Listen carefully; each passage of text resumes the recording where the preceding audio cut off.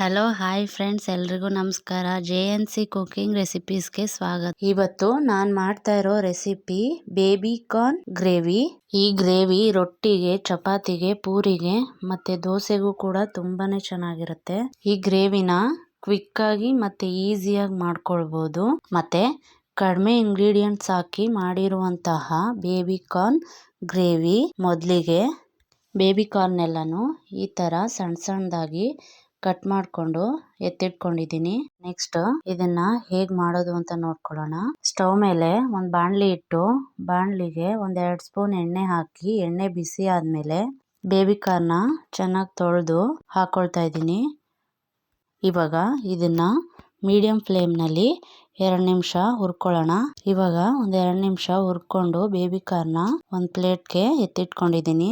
Next ಅದೇ ಬಾಣಲಿಗೆ 1-3 spoon ಎಣ್ಣೆ ಹಾಕಿ ಎಣ್ಣೆ ಬಿಸಿ ಆದ್ಮೇಲೆ ಅರ್ಧ ಟೀ ಸ್ಪೂನ್ ಜೀರಿಗೆ, 1 ಪೀಸ್ ಚಕ್ಕೆ, 4 ಲವಂಗ, 1 ಪಲಾವ್ ಎಲೆ ಹಾಕೊಂಡು ಅದು ಘಮ ಬರೋವರೆಗೂ ಸ್ವಲ್ಪ ಫ್ರೈ ಮಾಡಿಕೊಂಡು ನೆಕ್ಸ್ಟ್ ಇದಕ್ಕೆ 4 ಈರುಳ್ಳಿ ಮೀಡಿಯಂ ಸೈಜ್ದು ಸಣ್ಣ ಸಣ್ಣದಾಗಿ ಕಟ್ ಮಾಡಿಕೊಂಡು ಹಾಕೊಳ್ತಾ ಇದ್ದೀನಿ.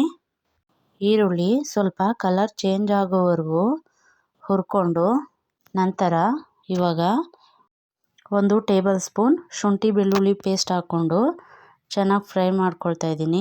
ಶುಂಠಿ ಬೆಳ್ಳುಳ್ಳಿ ಪೇಸ್ಟು ಹಸಿ ವಾಸನೆ ಹೋಗೋವರೆಗೂ ಚೆನ್ನಾಗಿ ಫ್ರೈ ಮಾಡಿಕೊಂಡು ನೆಕ್ಸ್ಟ್ ಇದಕ್ಕೆ 3 ಮೀಡಿಯಂ ಸೈಜ್ದು ಟೊಮೆಟೊನ ಈ ಥರ ಪೇಸ್ಟ್ ಮಾಡಿಕೊಂಡು ಸೇರಿಸ್ಕೊಳ್ತಾ ಇದ್ದೀನಿ.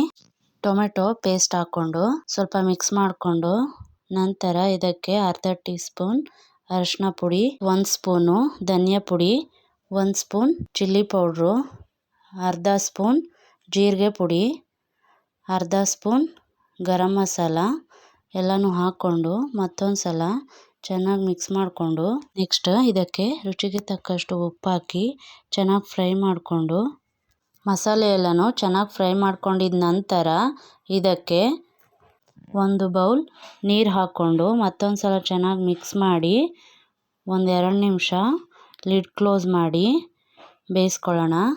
2 ನಿಮಿಷ ಬೇಯ್ದ ನಂತರ ಇದಕ್ಕೆ ಇವಾಗ 10 ಗೋಡಂಬಿನ ನೀರಲ್ಲಿ ನೆನೆಸಿ ಪೇಸ್ಟ್ ಮಾಡ್ಕೊಂಡು ಇಟ್ಕೊಂಡಿರೋ ಪೇಸ್ಟ್ ಹಾಕ್ಕೊಳ್ತಾ ಇದ್ದೀನಿ.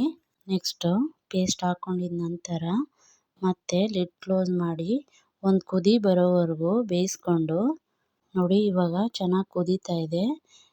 ಇವಾಗ ಇದಕ್ಕೆ ಬೇಬಿ ಕಾರ್ನ ಎಣ್ಣೆಲಿ ಫ್ರೈ ಮಾಡಿ ಎತ್ತಿಟ್ಕೊಂಡಿದ್ನಲ್ಲ ಬೇಬಿ ಕಾರ್ನ್ ಹಾಕಿ ಬೇಬಿ ಕಾರ್ನು ಮತ್ತು ಮಸಾಲೆ ಎಲ್ಲ ಚೆನ್ನಾಗಿ ಹೊಂದ್ಕೊಳ್ಳೋ ಥರ ಚೆನ್ನಾಗಿ ಮಿಕ್ಸ್ ಮಾಡಿಕೊಂಡು ಗ್ರೇವಿ ಸ್ವಲ್ಪ ಗಟ್ಟಿ ಅನಿಸಿದ್ರೆ ಇನ್ನು ಸ್ವಲ್ಪ ನೀರು ಹಾಕ್ಕೊಳ್ಳಿ.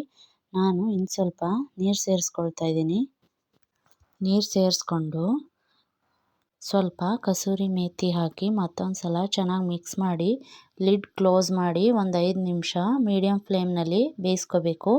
5 ನಿಮಿಷ ಆದಮೇಲೆ ಕೊನೆಯಲ್ಲಿ ಕಟ್ ಮಾಡ್ಕೊಂಡಿರೋ ಕೊತ್ತಂಬರಿ ಸೊಪ್ಪು ಹಾಕಿ ಮತ್ತೊಂದು ಸಲ ಮಿಕ್ಸ್ ಮಾಡಿಕೊಂಡು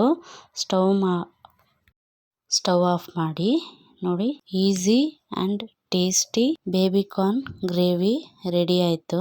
ನಾನು ಇದನ್ನು ಇವತ್ತು ಪೂರಿ ಜೊತೆಗೆ ಸರ್ವ್ ಮಾಡ್ಕೊಳ್ತಾ ಇದ್ದೀನಿ.